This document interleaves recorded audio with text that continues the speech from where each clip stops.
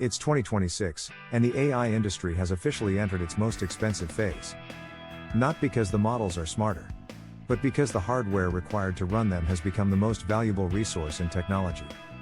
The real AI arms race isn't between algorithms, it's between semiconductor companies, fabrication plants, cloud providers, and device manufacturers. At the center of this war is one simple reality: modern AI doesn't scale with talent, it scales with compute. Training a frontier model today requires tens of thousands of specialized chips running for months. Serving that model to millions of users requires even more hardware for inference. And that means the companies that control compute will control who gets to build and deploy artificial intelligence. For the last 2 years, that company has been NVIDIA. With its H100 and B200 data center accelerators, NVIDIA became the backbone of the AI economy. Virtually every major model, from GPT to Llama to Claude, relied on NVIDIA silicon. Investors called it the picks and shovels trade of the AI gold rush, because no matter who won the model race, everyone needed NVIDIA chips. But dominance created a bottleneck. Demand for AI compute grew faster than manufacturing capacity. Chip shortages delayed model training schedules, slowed LLM launches, and forced companies to ration compute like fuel. AI labs discovered that innovation wasn't limited by algorithms, but by access to hardware. That was the opening AMD needed. The company launched its MI300 and MI325 accelerator lines, offering competitive performance per watt with significantly better pricing. Cloud providers quickly took notice. AWS, Azure, Google Cloud, and Oracle began integrating AMD chips as a hedge against NVIDIA pricing power. For the first time, hyperscalers had leverage, and NVIDIA had real competition. But the hardware war didn't stop at performance benchmarks. It expanded into custom silicon. The hyperscalers realized that if software was eating the world, AI was about to eat the cloud. And whoever ran the largest AI workloads shouldn't be dependent on third-party vendors. AWS developed Trainium for training and Inferentia for inference. Google doubled down on its TPU program. Microsoft introduced the Maia and Athena series.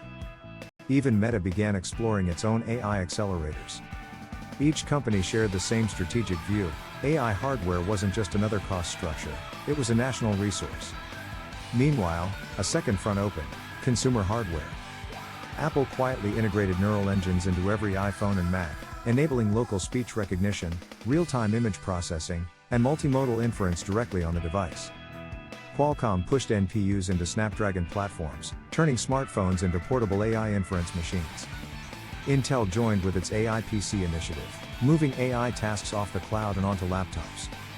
This evolution is called Edge AI, intelligence that runs close to the user instead of inside distant data centers. The benefits are massive: lower latency, lower cost, better privacy, and reduced cloud dependency. And in use cases like autonomous driving, robotics, and our glasses, edge compute isn't just helpful, it's required.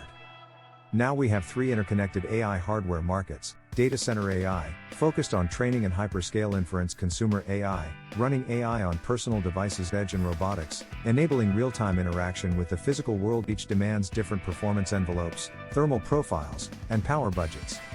And no single company dominates all 3. Underneath all this is the often ignored, yet most critical layer: fabrication. The number of companies capable of manufacturing these chips at the required node shrank to just a few, most notably TSMC, Samsung, and Intel Foundry Services. Geopolitics entered the chat. Semiconductor supply chains became a national security concern. Nations realized that whoever controls the fabs controls the flow of AI. Meanwhile, energy emerged as the silent cost driver. AI compute consumes staggering amounts of power. Data center expansion is now constrained not by money, but by electricity availability. AI went from a software problem to an infrastructure challenge, spanning power grids, cooling systems, and industrial logistics. So who wins a war with this many fronts? NVIDIA leads in training. AMD is competing in price performance. Apple and Qualcomm own the edge. Hyperscalers are eliminating vendor risk. Foundries control supply chains. And governments are only now realizing the strategic implications of compute sovereignty. There is no single winner yet, and there may never be. But one truth is becoming impossible to ignore: the future of AI will not be determined by who writes the cleverest model. It will be determined by who controls the compute capacity to train, deploy, and sustain those models at global scale. Software may have started the AI revolution.